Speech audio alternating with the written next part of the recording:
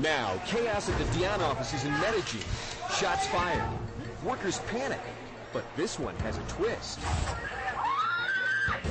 Caught on camera, nearly a dozen families escaped the scene in Sabaneta as their apartment building comes crashing down in the middle of the night. Diplomatic dilemma. Colombia's ambassador to the Dominican Republic quits over questions he was involved with former paramilitaries. Rumble in the jungle. The army torches a FARC cocaine laboratory. And little green men now have a place to land their spaceships, thanks to a Colombian who believes UFOs really do exist. From RCN, Colombia's leader in news. This is RCN News in English with Brian Andrews, bringing Colombia to the world. Good evening. Just imagine you're working in the Dion offices in Medellin and a guy storms in with a gun saying that you and your co-workers are being taken hostage. Well, it happened this morning, but what the Dion workers did not know is that it was only a drill. Agents from the Gaula, Colombia's anti-kidnapping force, did not tell the Dion workers that it was only a training exercise to keep the training ultra-realistic, complete with special response teams moving in with smoke bombs and big guns firing off blanks at the hostage taker, who was really just a Gaula agent. As you can imagine, the drill created quite the scene because so many thought it was the real thing, an actual hostage taking.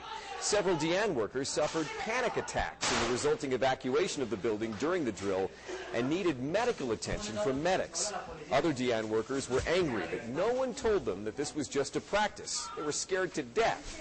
However, the Gaula says keeping it real gives them the best possible training to respond to the real thing. At 1 o'clock in the morning, dozens of people were asleep in their apartments in Sabaneta when suddenly the building gave way. 11 families made it out safely, but now have no place to live. The building was 27 years old and is located next to a construction site where work crews have been digging into the earth. The foundation on the old building next door shifted, causing the structure to collapse. Those inside had just minutes to get out. One of them, a small boy, was actually trapped in a second-floor apartment. Firefighters were able to rescue him.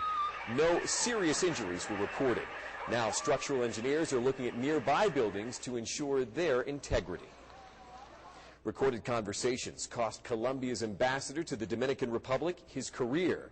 Juan Jose Chaus resigned his position today after tapes of telephone conversations surfaced between him and a known paramilitary member who goes by the name of Job.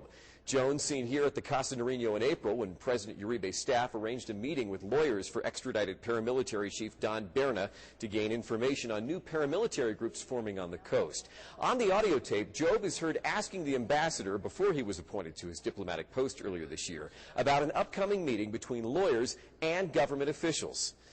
Now, the tapes suggest an unholy alliance and a questionable relationship between the ambassador and representatives of Don Berna's drug trafficking empire. For months, Chaus maintained he had no ties with anyone from the paramilitaries.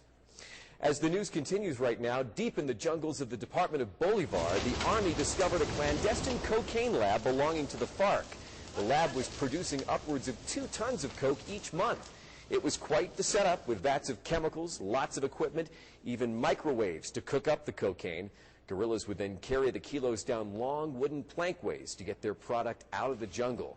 But this lab won't be producing any cocaine product anymore. The Army set the place on fire, sending up a smoke signal over the jungle to the FARC that their cocaine from this lab will never leave Colombia. And from the desert of La Tatacoa, a very interesting story about UFOs. No, we don't have any video to show you flying saucers, but we do have shots of a new place just built where a guy from Antioquia hopes flying saucers will land. Alfredo Agadello from Antioquia says the Tatacoa Desert is the most popular place in Colombia for extraterrestrials to visit.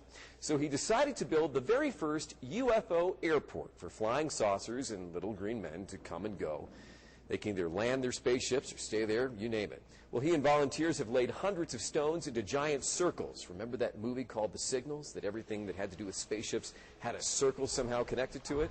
Well, this is why Agadello and his friends have constructed the circle rock patterns, hoping that these circle patterns attract the mother spaceship. I'm Brian Andrews reporting from Bogota. We leave you in Bucaramanga at the Park of Water, or the Parque del Agua, as we say in Espanol. That's RCN News in English. We're bringing Colombia to the world.